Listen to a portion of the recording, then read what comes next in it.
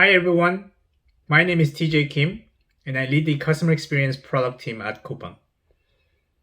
I've been at the company for more than 7 years and I've been fortunate to be part of the team that helped build an amazing shopping experience for our customers. Looking back at my journey, there were many things that helped us achieve the success we have today.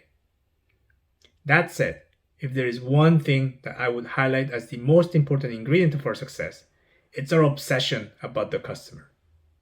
So today, I'd like to share a concept that I learned when I first joined Coupang, which helped me really understand how to wow our customers.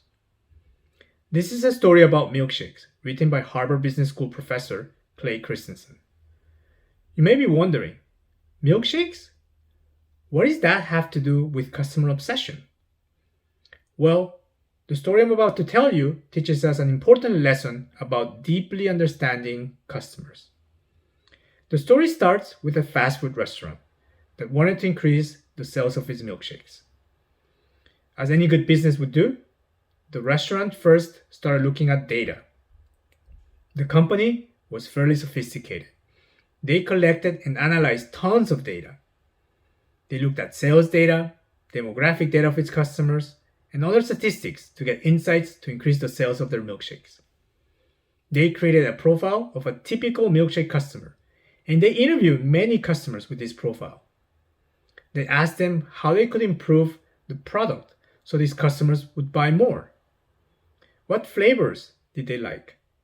What toppings they enjoy the most?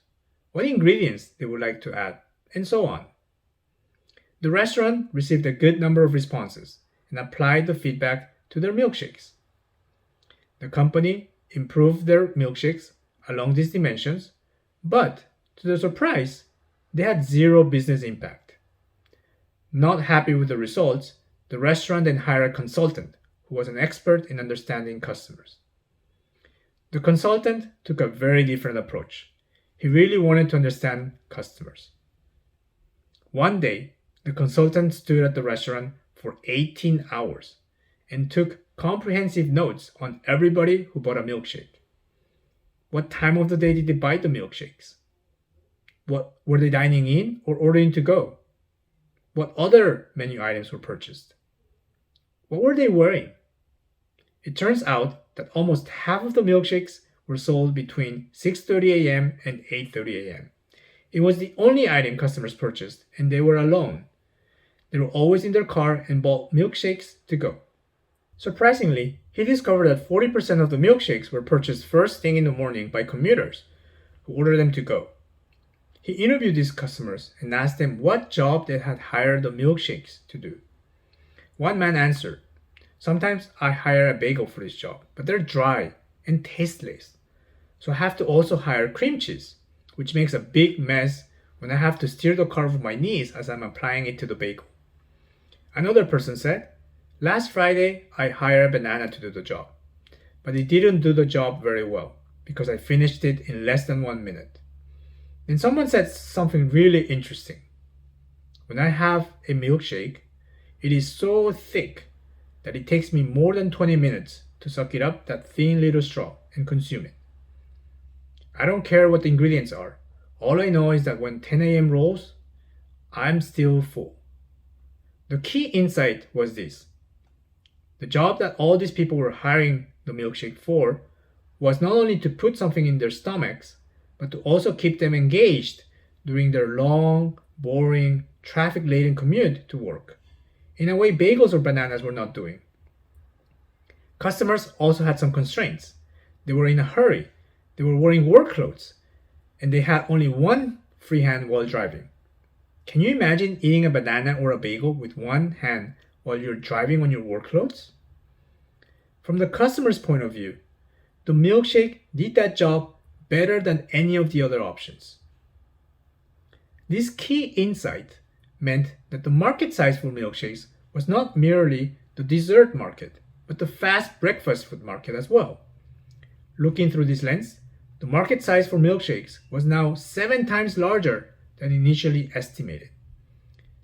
Understanding the job to be done, the restaurant implemented new marketing techniques, shakes for breakfast, and created a new morning milkshake that was even thicker to last through a long commute and more interesting with chunks of fruit.